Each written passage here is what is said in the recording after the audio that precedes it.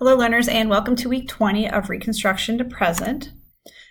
This week you're going to complete assignments 5.18, 5.19, 5.23, 5.24, 6.1, and 6.2. I know it sounds like a lot, but it should go pretty quickly because you just have a couple new lessons, then some reviews, and then next week you'll take the midterm exam. Okay, so some big concepts. We're going to talk about the Korean War, as well as completing your semester review and preparation, taking the tests then.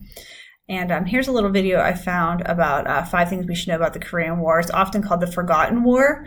One of my parents' really great friends was in the Korean War. He passed away a few years ago, but a lot of people don't know anything about it. Some people don't even know it exists. Or existed, like I said, it is very often called the Forgotten War. So here we go. In the wake of the Second World War, the United States and Soviet Union emerged as two global superpowers, each one with a very different idea of what a society should look like. The battle between communism and capitalism would continue for decades, but first boiled over in the Korean Peninsula and East Asia. To better understand the conflict, here are 5 facts you need to know about the Korean War. The first step in understanding the Korean War is to learn the geography. After Japan's surrender in 1945, the United States took control of the southern half of Korea, while the Soviet Union took the north. They were divided by the 38th parallel, a horizontal line that split the peninsula in two. Wasn't it the poet Robert Frost who said good fences make good neighbors? Well, in this case, he would have been wrong. North and South Korea were not too keen on accepting the new line drawn in the sand, and skirmishes between the new neighbors often flared up along the border. The United States and President Truman were deeply concerned with the spread of communism.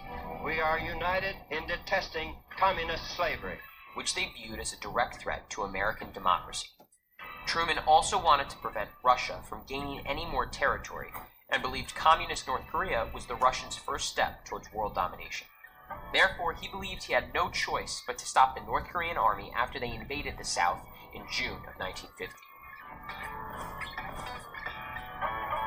At first, North Korean forces were victorious, driving South Korean and U.S. troops nearly out of the country by August. But with the help of the United Nations, the U.S. forces resupplied and rallied, recapturing the South Korean capital of Seoul in September and crossing the 38th parallel the month after. Korea was a country with freezing winters and broiling summers, making the actual combat miserable for both sides. Disease, malnutrition, and frostbite were constant worries. General Douglas MacArthur believed a total victory was the only acceptable outcome for the U.S. President Truman disagreed, but MacArthur was adamant, and after he was caught privately lobbying his views in Congress, Truman relieved him of duty for his insubordination.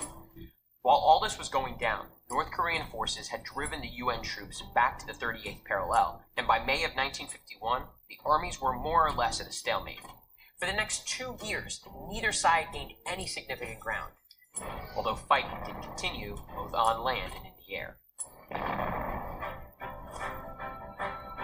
Peace talks started in the summer of 1951, shortly after the start of the stalemate. Negotiations threatened to drag on even longer until President Dwight Eisenhower took office in 1953. Eisenhower was determined to end the war. Joseph Stalin, who wanted to keep the war going, died in March of that year. After a few months more of negotiation, the armistice was signed in July, ending the 3-plus-year slog of fighting. The Korean War was a relatively short but costly conflict.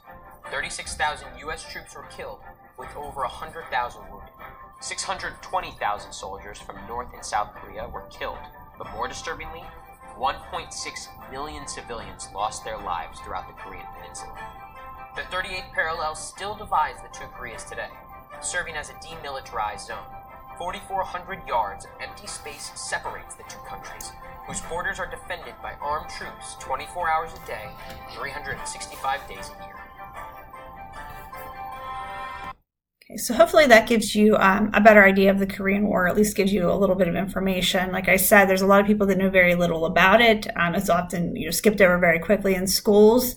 Just to move on to the next topic, my friend, after we graduated high school, she went into the Army, and she was stationed on the border of North and South Korea, and she said it was terrifying, being there to guard the border. So she had an experience with it, and that's what they do. They stand there and they look at each other. And I have heard though that they are making strides to lessen the border security. So we will see how that goes, in the upcoming months. Okay, so Google Classroom has changed. You may have noticed this a little bit when you completed your ConnectU, but you can see here that you will be doing lesson 20, and it does look a little different than it used to. So go in and check that out. And again, here's just a breakdown of the classes. We're moving through here. You can see, like I said, the war years and the semester review and exam are coming up. And that is it for me. So if you have any questions, concerns, anything you need, reach out. And if not, you have a wonderful, productive week. Okay, thanks. Bye.